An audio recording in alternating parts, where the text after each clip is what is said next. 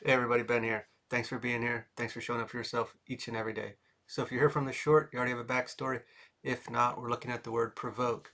And I'm already in the energy. It's already taking place. When we think about it, uh, some experience is purposefully done to get a reaction, to get us irritated in a way. Naturally, it's all drawn back to a wound of some sort. When I say that, it sounds like weak and fragile, but it's something that we're triggered by, something that bothers us. We have to have duality. Sadly, we can think of people doing things to benefit others, and it brings them joy and happiness to see them excited about something or experiencing something or lending a hand and being thankful for it.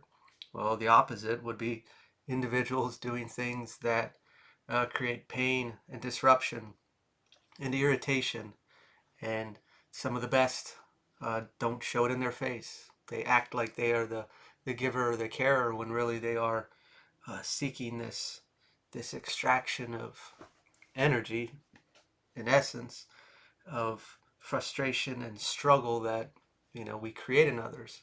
And sure, they could say, "Oh, I'm just messing around. I'm just kidding," but there is something deeper underneath that face or that mask, the facade that they wear, and that there is this exchange that they thrive off of.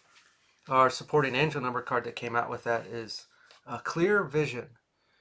You get crystal clear vision, discerning, perspective, higher understanding.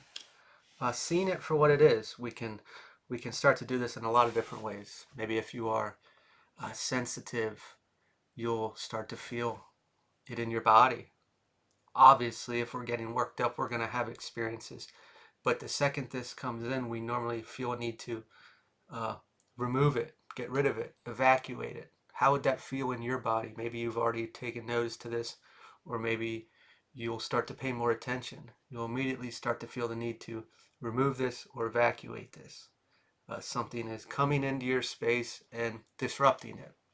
At the same token, we can look at uh, the wound in general, and it doesn't have to be someone hurt me and now I respond this way when this takes place. It can be, but let's look at getting triggered or make a list. I don't like experiencing this or feeling this way, or when people talk to me like this.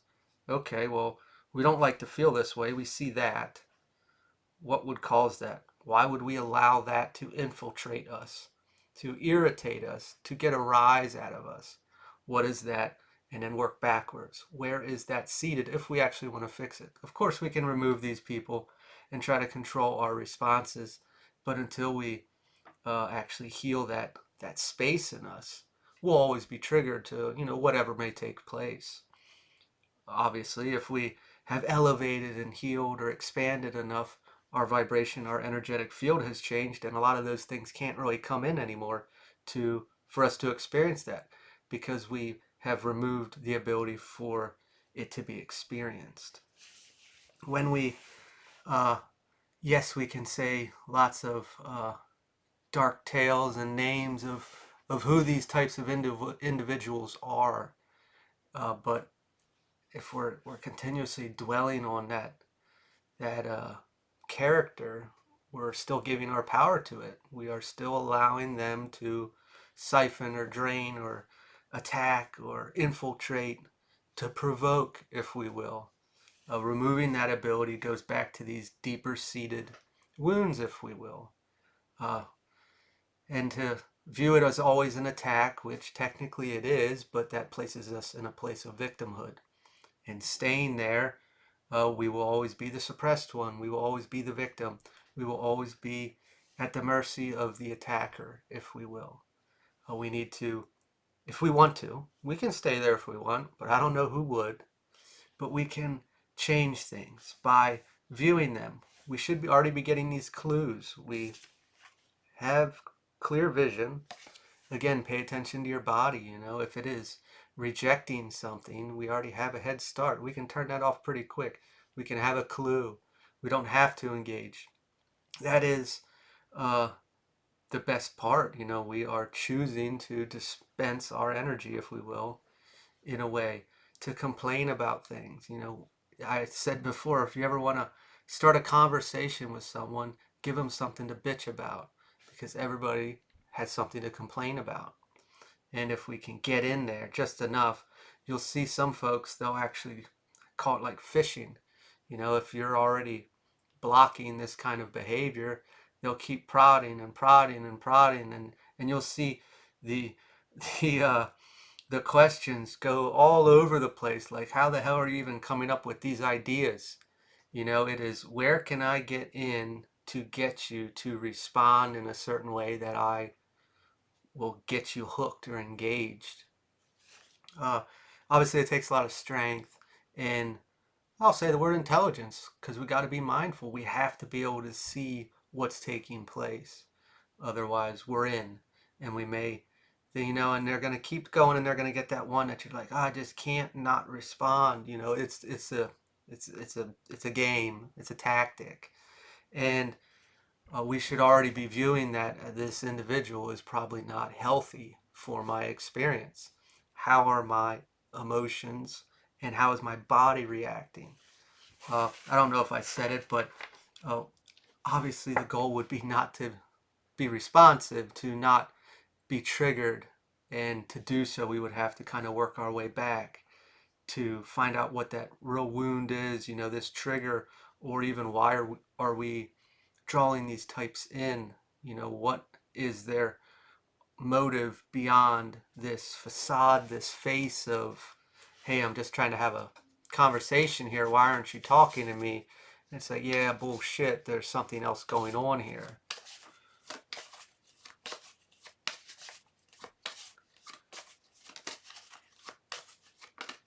Yep. Had one flip out beforehand. We got the world, achievement, closing out a cycle, Queen of Cups reversed, self-sacrifice. I'm just immediately drawn. This can be, I don't want to pinpoint like a wound or, you know, focus on any one specific, but if we really think about it, uh, we may have had experiences where our energy was given away or taken, however we want to word it. We can say at times it was taken, and at times we have to be able to see that, hey, I was giving too much here. I thought I was being a good person, or I was doing something to help someone, or being an overgiver or overachiever, whatever word we want to use, thinking that it was the right thing to do, but I was getting duped. So we have to come back to take accountability that they're not the only one at fault here. Like, I was responsible too by overgiving. And when we start to build these boundaries and whatnot, if we came from a place like that, it's going to be a lot of resistance because we feel like we're a bad person now. You know, naturally, if we naturally gave, but we were drawing in a lot of a negative, more aspects that were abusing that, if we will. And it is seeing this weakness, this wound of overgiving or people pleasing, and they see that and they can, what's the word? Uh, there's a fancier word, but we'll just say abuse that. They can abuse that very giving, offering aspect of you for self gain for them. And how can we get in there? We can use guilt and shame, hierarchy in general, responsibility. You know, how can we get in to paint this picture and or get you upset? It's just this, it's energy, whether it is uh, energetic or physically giving something. And clearly, we're closing that cycle out. Maybe we're just flirting with it. Maybe we finally got angry enough and said, you know what, I'm done with this. What am I doing? Maybe we've been working on it, and there's that pull back to the old way, because at times it can feel selfish, you know, putting yourself first, respecting yourself, or even just weeding out people from your past that you spent a lot of time with and you were close with.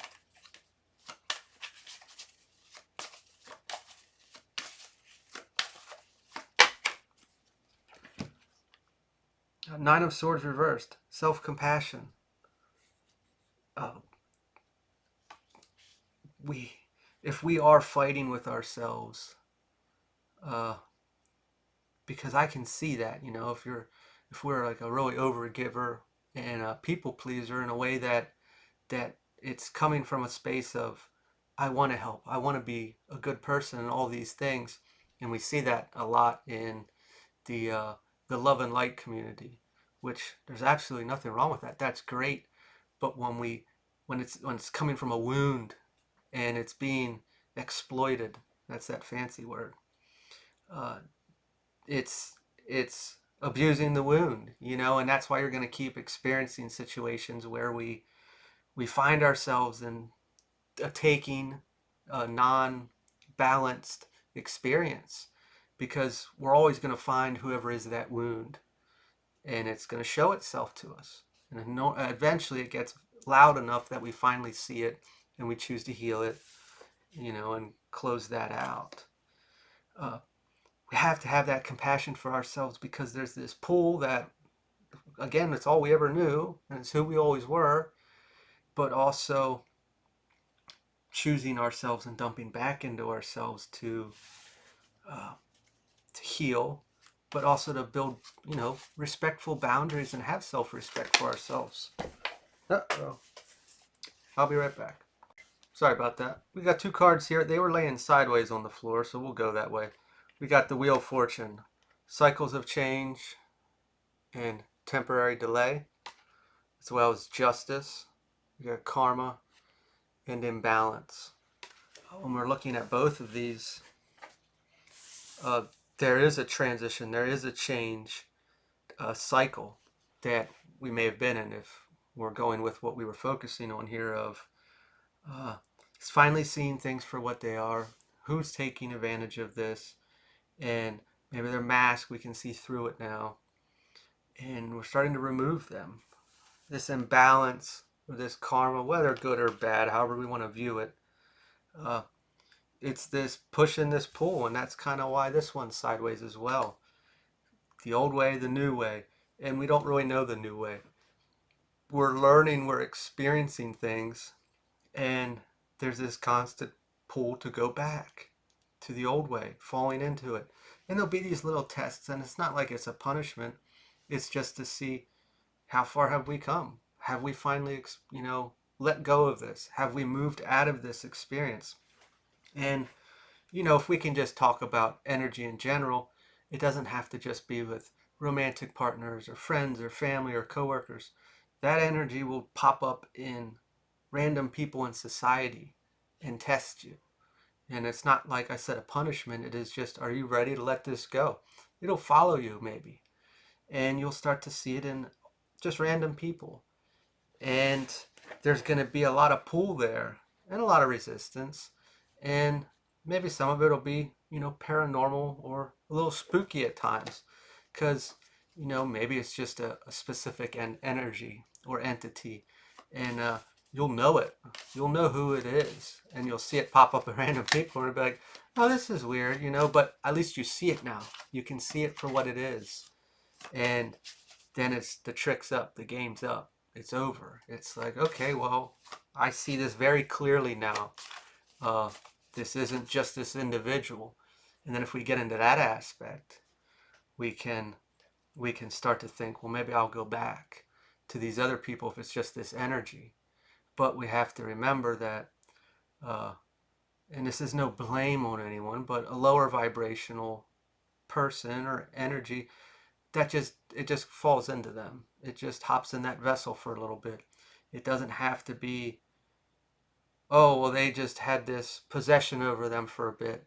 It's like, yeah, but uh, they're still in that place. They still have those actions. They're still there, and they will. Uh, it's not just the energy, I guess is what I was trying to say.